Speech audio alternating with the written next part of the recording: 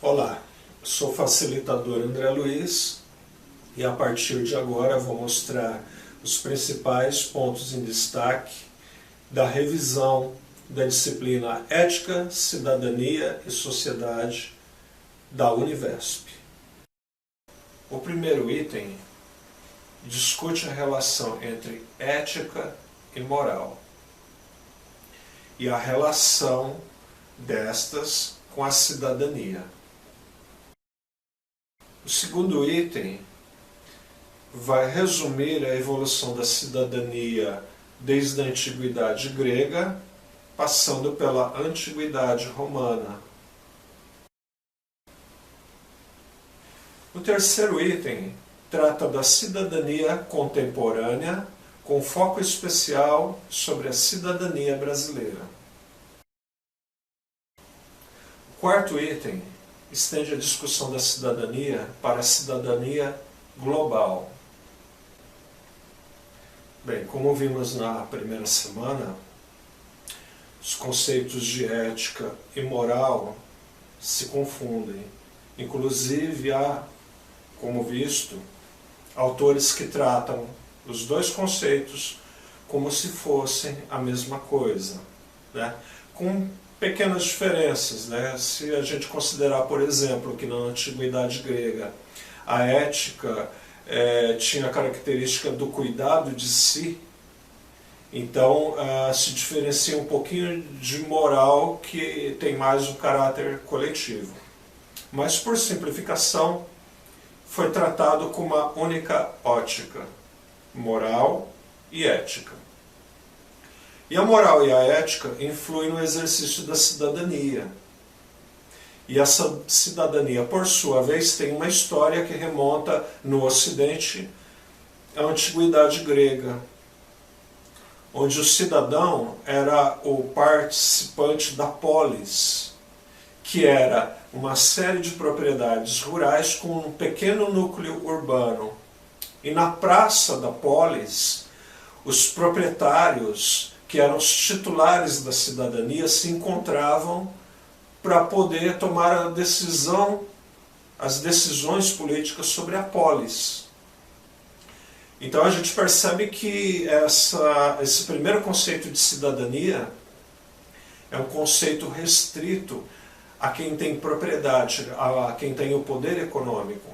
Não era uma cidadania universal como desenvolvida modernamente a partir da Revolução Iluminista. Mas é um primórdio de cidadania, um primórdio de significado de coisa pública a ser tratado coletivamente, mediante votação, mediante participação. O conceito de moral pode mudar com o tempo. Esse conceito, que é um conjunto de práticas aprendidas pela educação humana, varia de acordo com a sociedade, com a época, com o conhecimento. Por exemplo, no século XXI pode ser considerado imoral ter um escravo, ou antiético ter um escravo, mas assim não era no século XIX no Brasil, por exemplo. Poderia ser considerado amoral haver cidadãos de primeira classe e cidadãos de segunda classe. Mas isso era uma coisa amplamente aceita na antiguidade grega, quando da polis havia cidadãos titulares e habitantes da polis que não participavam da cidadania. Por isso, podemos observar que a moral é um conceito que evolui, tendendo à universalidade de fundamentações, especialmente depois da introdução da racionalidade trazida pela Revolução Francesa.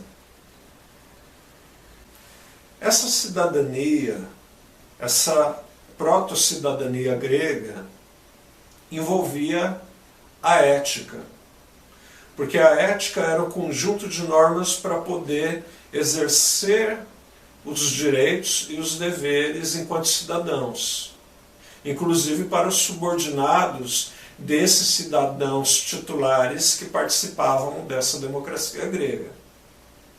Então, a ética era uma diretriz para a sociedade, para que toda a economia da sociedade pudesse funcionar.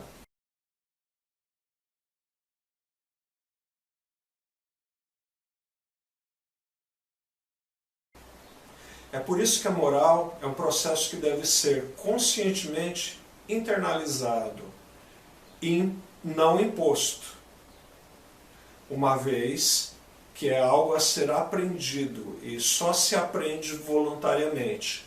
Por isso que a moral faz parte da educação humana. E por isso também que a moral pode ser questionada e historicamente pode ser mudada, pode evoluir, pode se aprimorar. E sobre moral, podemos falar de ato moral. Um ato moral é uma atitude que pode sofrer uma sanção de outro, de um terceiro, que pode ser de aprovação ou reprovação. E sobre o ato moral, cabe um comentário sobre seus componentes, que estão relacionados também à cultura de uma época e de um local. O primeiro deles é o motivo pelo qual se age, interferindo no direito alheio ou interferindo na coletividade da sociedade. O segundo é o fim visado, e sempre com consciência de estar objetivando esse fim. O terceiro componente é a consciência dos meios. E aí entra a ressalva importantíssima relacionada à ética, à moral,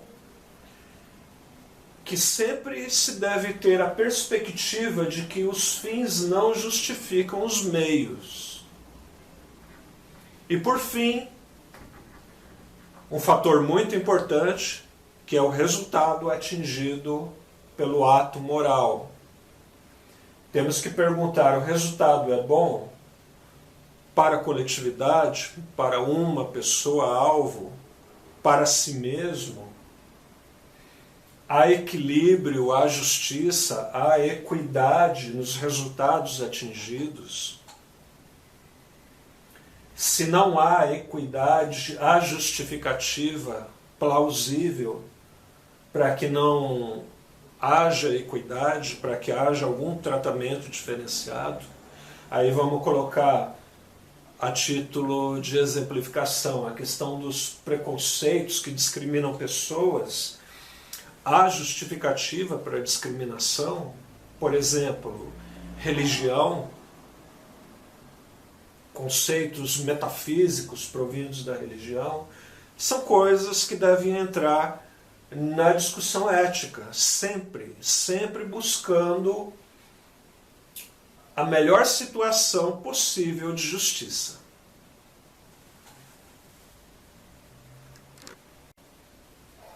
E finalizando esse primeiro comentário, falamos de consciência, que é o resultado da internalização de normas, de práticas sociais, que definem a identidade de um indivíduo, de acordo com a cultura na qual ele está imerso. Essa consciência internalizada não é a totalidade do indivíduo, porque há uma parte que é resultado da reflexão e a ação individual. Falamos agora sobre sociedade. E neste item trazemos 3 conceitos relevantes.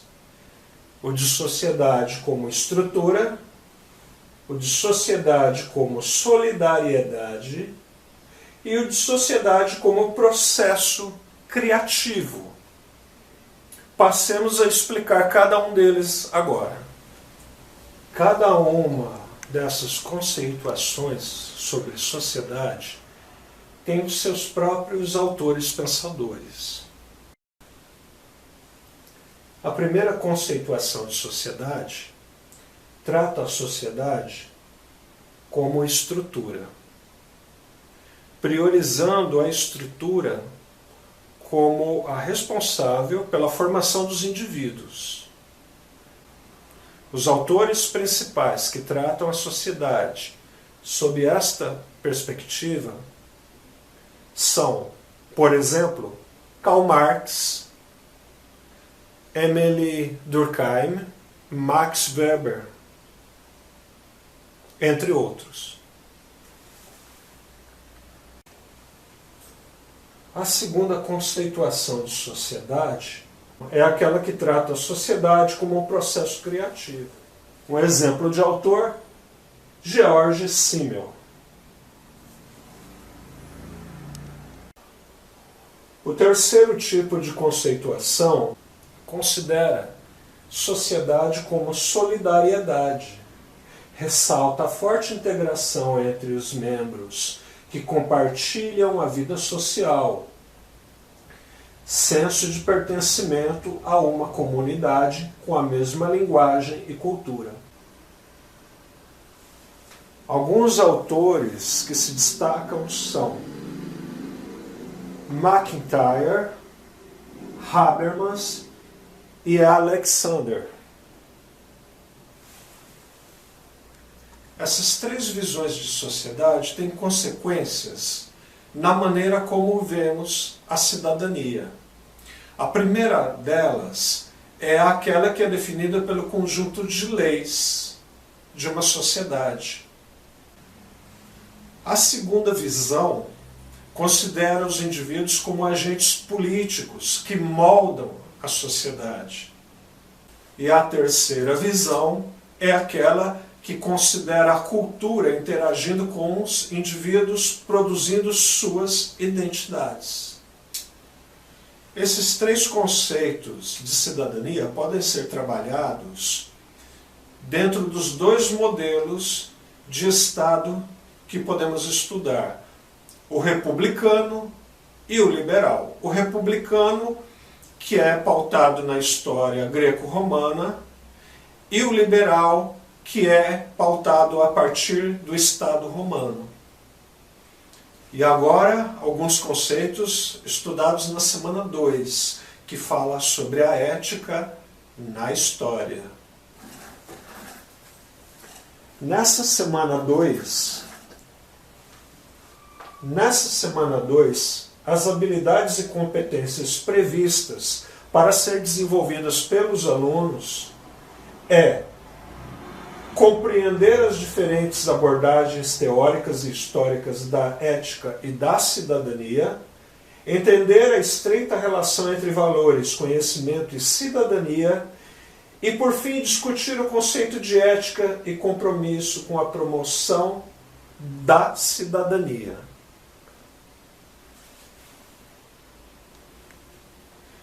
E, por fim, algumas reflexões sobre ética ou moral. Qual a ética que deve prevalecer? A de consciência ou aquela ética forçada pelas normas e leis de uma sociedade? Qual a ética que você adota no seu dia a dia? A ética que vale para você e para os outros, ou a ética que vale para a vida alheia? E muitas vezes não é praticada pelo indivíduo. Cabe aí uma reflexão. O que é moral? Moral é aquilo que limita o direito dos indivíduos de tal maneira que eles sejam respeitados pelos outros? Ou moral é aquilo que admite a imposição de uma norma social a partir da consciência de uns sobre os outros? O que justifica a imposição de normas morais? A praticidade do dia a dia ou a metafísica religiosa? E aí cabe outra questão também. Você pratica a moral que você prega? E se você praticar a moral que você prega, isso dá o direito de impô-la sobre os outros? Sim ou não?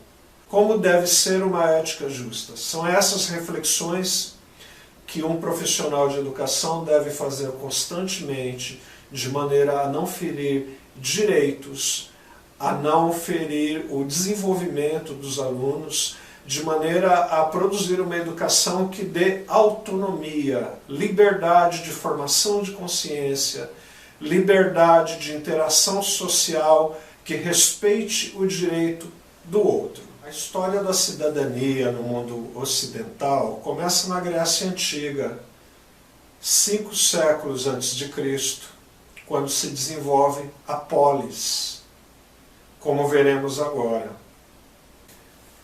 A polis era uma comunidade microdimensional, juridicamente soberana e autônoma, de caráter agrário, dotada de um lugar central que lhe serve de centro político, social, administrativo e religioso, o qual é também, frequentemente, sua única aglomeração. A polis era um pequeno núcleo urbano no qual, na praça, se dava o exercício da cidadania mediante votação, mediante discussões e votações sobre temas importantes de leis que valiam para toda a polis. E esses representantes que eram cidadãos eram os proprietários de terra. Portanto, as classes inferiores, servos, mulheres, que trabalhavam na polis e residiam na polis, não eram cidadãos. Por isso também a cidadania grega antiga era uma cidadania relativa, não era uma cidadania como conhecemos hoje a partir do iluminismo francês, da Revolução Francesa.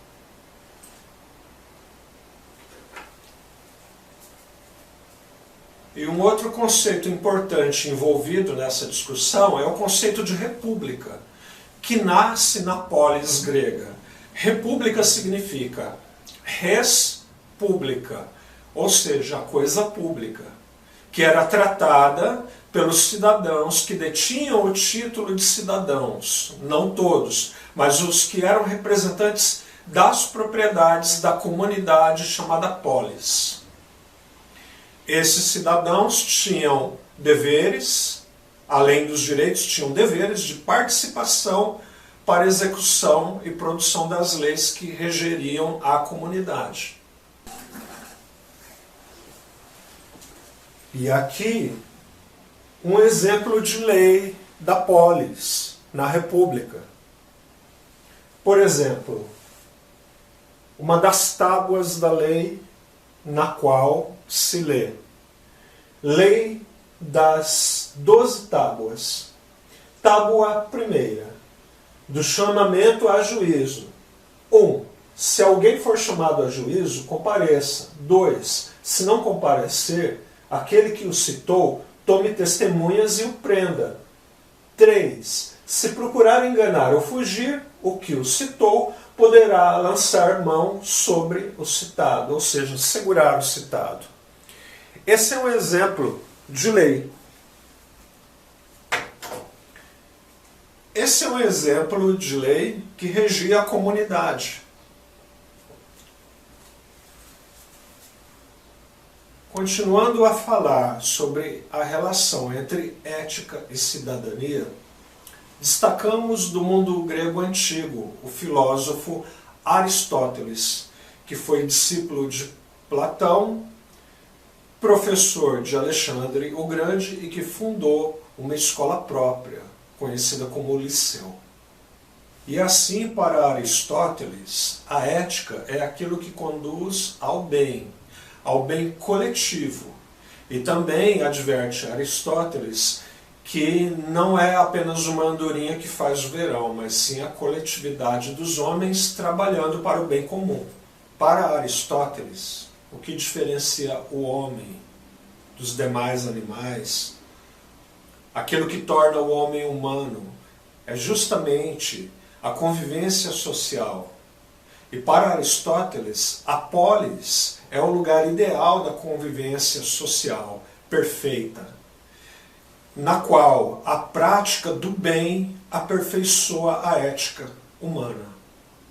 Por todo o exposto, pode-se afirmar que o espaço da polis é o espaço do desenvolvimento ético e que a finalidade desse desenvolvimento é a felicidade humana.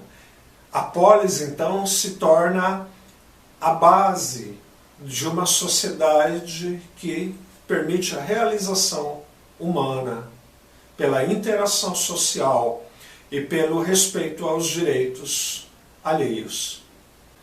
A ética aristotélica ainda hoje pode ser tomada como modelo para análise, pode ser tomada como paradigma para o mundo ocidental. E é através da ótica dessa ética que nós podemos hoje analisar os modelos republicano e liberal. É importante destacar nessa semana número 2, nessa revisão da semana 2, o trabalho do professor João Silva Lima, que está nos materiais de apoio de nosso curso. A sugestão é que o aluno leia como parte da preparação para seu exame final. E agora, as considerações sobre a semana número 3. Semana número 3 abre com o vídeo do professor Milton Santos, no qual ele afirma categoricamente que no Brasil, entre aspas, não há cidadania. O que será que quis dizer o professor? Convido você, aluno, aluna, a revisitar o material da semana número 3 para tirar as suas conclusões como forma de se preparar para o exame final do curso. E agora, as considerações sobre a semana número 3.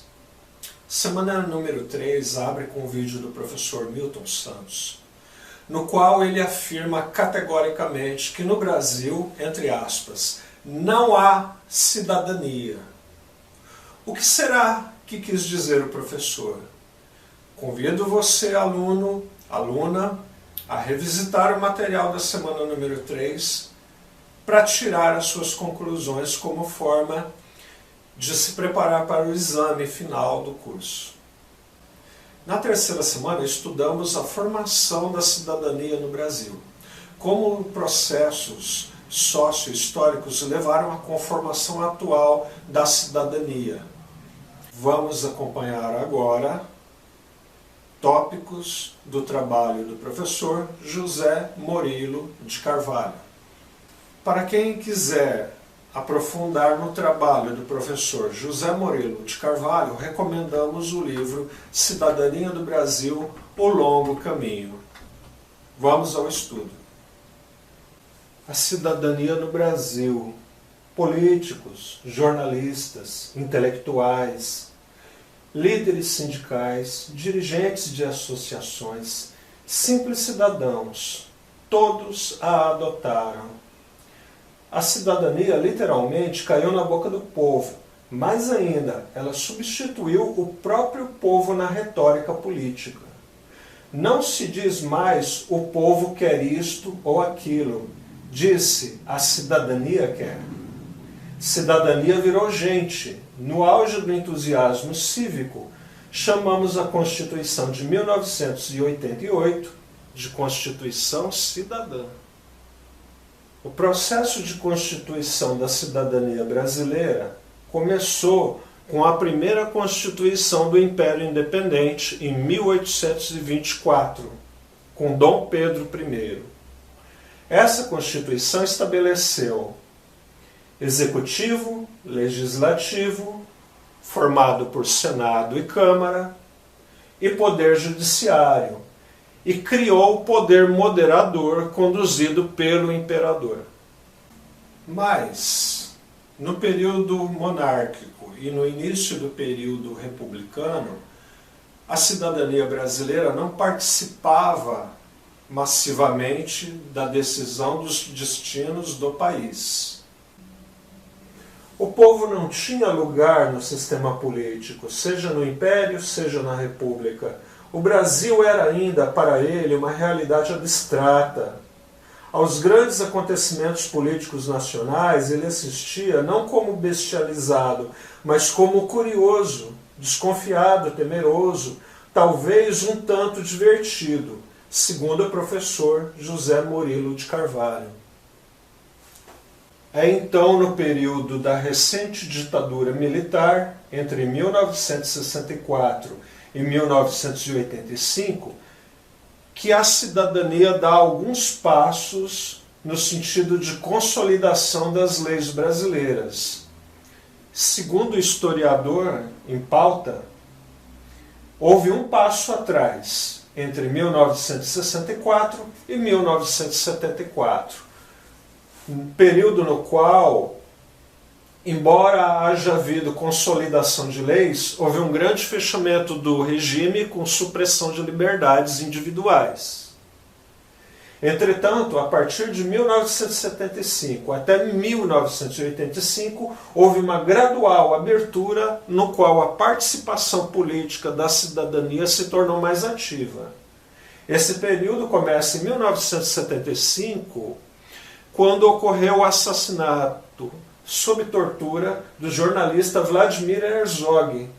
E a partir de então, um grande movimento cívico forçou a abertura do regime, que não conseguiu conter a onda democratizante que partiu da população. A avaliação dos governos militares, sob o ponto de vista da cidadania, tem assim que levar em conta a manutenção do direito do voto combinado com o esvaziamento do seu sentido e a expansão dos direitos sociais em movimento de restrição de direitos civis e políticos.